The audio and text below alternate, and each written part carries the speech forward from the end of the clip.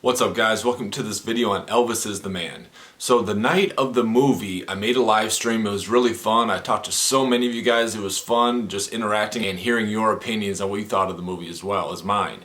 Now the video quality wasn't quite so good. I got to brush up on my live streaming skills, and I think since it was such a long stream, it didn't come out in a very clear quality. So I decided to really consolidate my thoughts and ideas and make it maybe a 10-minute video instead.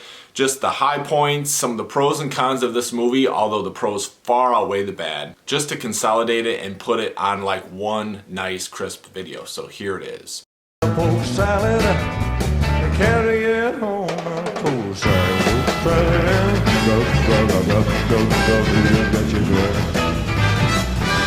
So the pros and the cons of this movie. Like I said, there really aren't any cons. There's some discrepancies about how things played out as far as the timeline of Elvis's life, but that's not really very important. This movie did so much to help Elvis's image with the black community and how Elvis loved them and they loved Elvis. Talking about how Parker used and manipulated Elvis. It really shows how great of a performer Elvis was and how he loved us, the fans. So here's the pros and the cons from my perspective on this Elvis movie. Well, I was happy that they told the right story about Colonel Parker. I used to, go back and forth with certain Colonel Parker fans and admirers about how they say Parker made Elvis, and without Elvis he may not have even been famous, and if he was, he wouldn't have been as great as he was. That's not true at all. I'm so glad they showed straight from the beginning how Parker was an illegal alien, and they used his actual native name.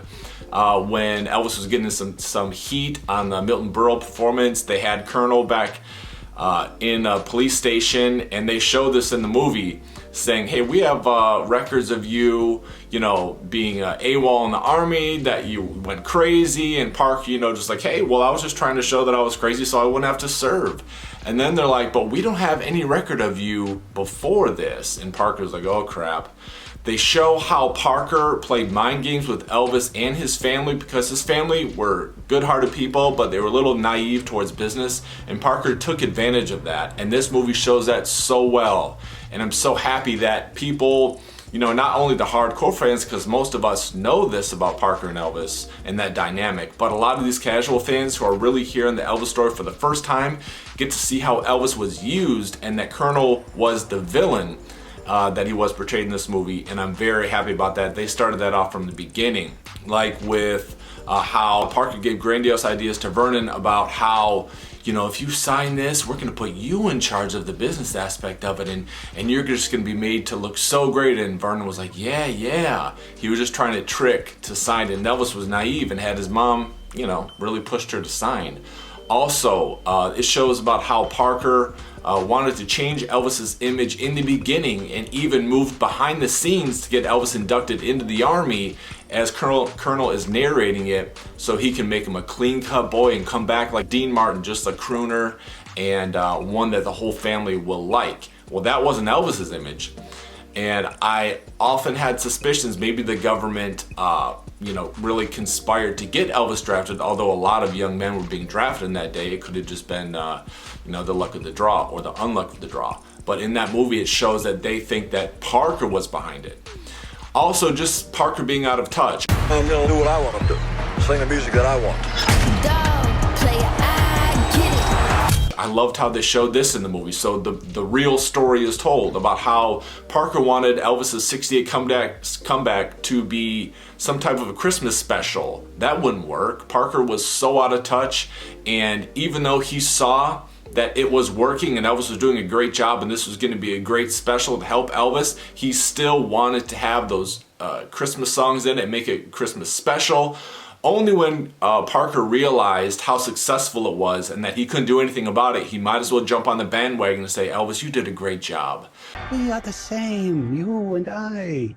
We are two odd, lonely children. They talk about how, and this is just so fantastic, Baz really did his research and everybody involved. They show how Colonel had a big gambling problem in Las Vegas, and how they took some of the mafia people, it looked like, took Colonel backstage and says, hey, you have a debt you can't pay and you better pay. And they show how Parker worked to get Elvis signed at the International so Parker could get freedom from his debts and an unlimited line of credit in Las Vegas. It was just so fantastic for me, a fan, to see that, and I was so happy that that Elvis story was being told, how he was used and manipulated.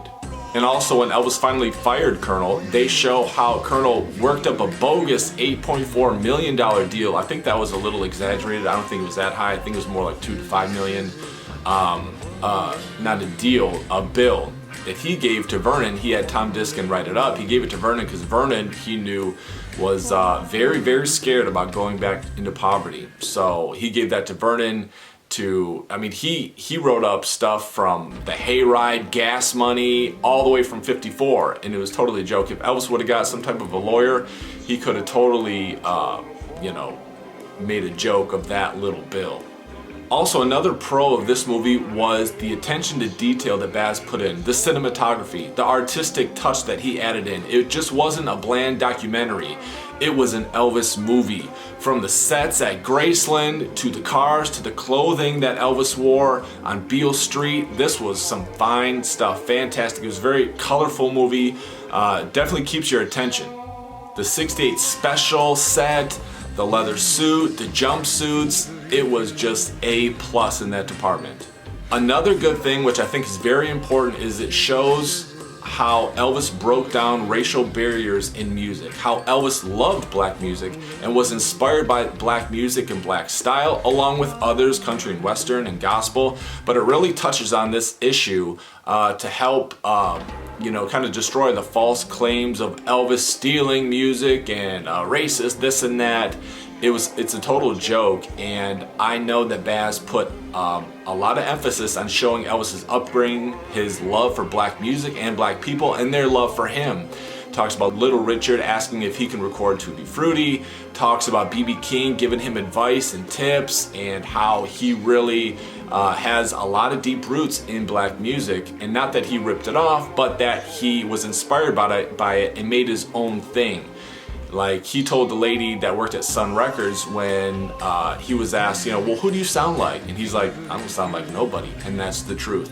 So that's very important. And also it shows early on about how Elvis broke down the racial barriers in music, which helped bring black music, and other music for that matter later on down the line, to be welcomed into white America. And that was very important. They showed him with his concert after the Steve Allen show. Right 3 miles down the road, there was some type of a white supremacist rally, and Elvis was doing exactly the opposite of what they were trying to get across. And it was because of Elvis that this type of barrier was helped to be brought down, and I'm glad that they give Elvis a lot of credit that he is due for that. Another thing, like, I was a little teary-eyed at times in this movie, just because I was so glad that they were telling the right story, and I was so impressed and proud of Austin Butler for putting so much effort in this movie to really portray Elvis as he was, to get his moves down, to do his best with the style and his mannerisms. No, he wasn't just some type of impersonator. He was just trying to really catch Elvis's spirit, and he did that. Like, when they did Suspicious Minds, I thought that was awesome. Like, his moves on Suspicious Minds were great. The 50s, Butler did a really good job of imitating Elvis. It didn't come off as cringy or corny or cheesy. It was just fantastic. And when I saw the effort that I could tell Butler put into it, just trying to make Elvis look right and do him justice. I mean, there's only one Elvis, so you can't get caught up on, oh, he doesn't look exactly like Butler. At times really looked a lot like Elvis, like in the early 50s, that 68 special with the black leather. Like, at times he was like, wow, this guy really looks close. He looks like he could be his son. Another pro of this movie is that they really humanize Elvis. They don't go crazy with the pills and like Priscilla and stuff like that. I was wondering how they were gonna treat those two aspects. They just show Elvis in Germany in '59 with Priscilla in his room. They were talked. It was very wholesome. They had a little kissing scene, and then it went on to the next. I was wondering how they were gonna portray that, and they just kind of touched on that issue and kept it, as Priscilla said, you know, very pretty much PG. Also the pill aspect. They showed how basically Elvis went to pills to help himself keep going. And a few times Nick had to give him some injections to just get him up for a show, like in the end of the movie where Parker says, and this was accurate, "The only thing I care about is Elvis getting on stage tonight." And then he says, "Nick, what can you do?" And then they show Vernon like, well, we're not going to put him in the hospital. I guess, just go ahead. I guess the show must go on. They show Vernon as a weak-willed guy. And unfortunately, I think that's how it went down many times. But they didn't show him as some crazy addict. It was more like he kind of did it out of necessity. And at the very end, I loved it when they started to have the real Elvis clips come in and have him saying, Colonel narrating, "He did this for you. He kept going for you for the love of his fans." And that's what was driving him in the later years. And I thought that was a nice touch. They ended the credits with In the Ghetto. They really show the human side of Elvis, as Baz says, not that he was some god, but he was a real human being. And the movie, really has Elvis come across as like a very sweet, talented guy who was used by his manager to make his manager rich, and the Parker didn't really listen to his client about what his client wanted to achieve. It was basically, "Elvis, shut up. I'm going to play mind games with you if I have to. We're going to do what I think is going to make us and me the most money, and I really don't care what you have to say, and I will manipulate you and play mind games with you to get my way." And that was the story that was told, and I'm so happy that it was shown. Now, this video is about the pros and cons. There's really no cons. But if I will list a few things that I noticed about the movie, I will say that it was a little bit kind of irritating how they had Priscilla as the only main love interest of his life. Yeah, this movie wasn't about his relationships, but I think that they could have had Priscilla out by the 70s, and then they could have ushered in Linda Thompson and really showed her helping Elvis, being a mother to Elvis and everything that he needed. I think that would have been a good spot for Linda to come in, but they didn't do that for whatever reason. And I did see Ginger, I believe, in the car ride in 77, although I think they had it as 74. Nobody would really know it's Ginger except for the hardcore fans, but it's something that's unfortunate, but it doesn't take away from the true heart of the story. Also, a lot of people say, and I agree with this, the movie was rushed. But how are you going to do like 23 years of his career and 42 years of life in a 2.5-hour movie without rushing past a few things?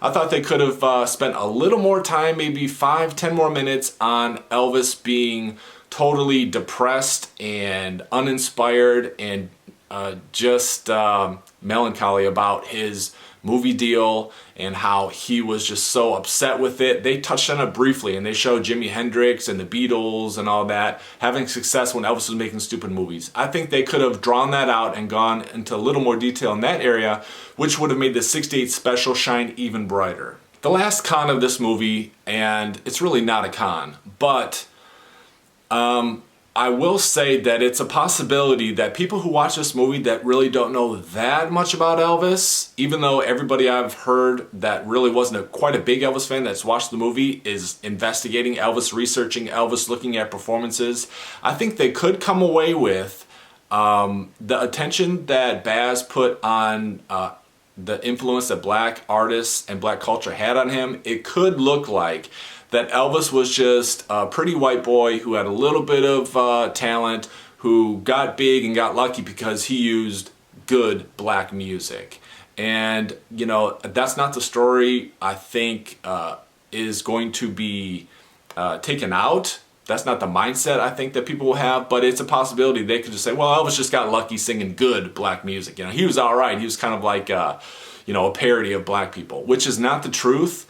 I think they could have done a little more to show Elvis as a serious artist and someone who really loved his craft. I think that it could be portrayed that Elvis was just sort of a copycat, which he wasn't. He got influence from black people, but he also got influence from white country western, and he just made it all one. That's why he was so successful at it. I think for some of the purists who are looking for a complete documentary, you may be satisfied with the 4-hour movie that will come out. I think pretty much half the movie was left on the cutting room floor. And I think that's where you're going to see certain relationships developed and things maybe you were unhappy or displeased with not being in the movie, in the 4-hour movie. And I will definitely buy that. My final point is at the end when they do Unchained Melody, that's the only time where I think Butler couldn't pull off the Elvis look, but he tried. You know, it looks like they put some makeup on him, some prosthetics, this and that to give the Elvis look. But that's really good choice by Baz at the end to bring in the actual footage of Elvis doing Unchained Melody. And he does a fantastic performance. Elvis, obviously, it really draws the viewer in as they showed the JC speech, and they closed the credits with the little poem that Elvis gave at the beginning of Walk a Mile in My Shoes. Overall, I give this movie, I would say a 9.5 out of 10. It's hard to say 10 out of 10, but this movie, you can't get much better. I loved it. I've seen it once. I'm going to see it another time within this week, probably a few more times. I love it. I'm so happy that the right movie has been told. I'm so thankful to Baz, Tom Hanks, and Austin Butler, most importantly, that they put such great effort and attention to detail in this movie, and they made sure they got the right story told about Elvis, about Parker, about his love for black people and their love and respect for him. Hope you guys enjoyed this review. Comment down below, tell me what you guys think. Like the video, it helps to grow and expand this channel. If you're enjoying what's coming out, subscribe if you haven't already. We'll talk to you guys next time.